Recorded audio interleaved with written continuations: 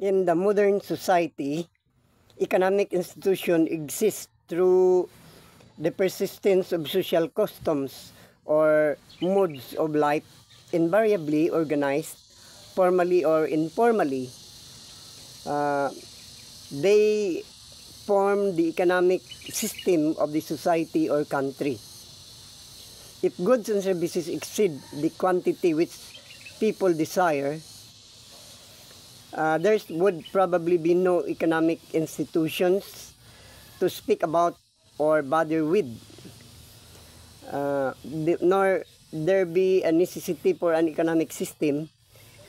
For then, no problem would arise concerning the management and utilization of scarce resources. It is the scarcity of goods and services in relation to human desires which actually makes men struggle for a living. It is the root problem of economics.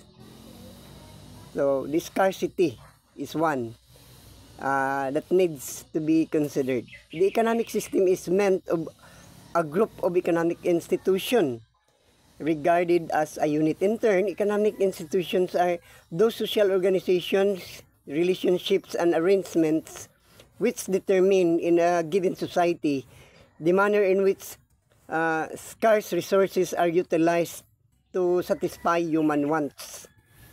Economic institutions stands side by side with other social institutions which deal with political, religious, and educational affairs.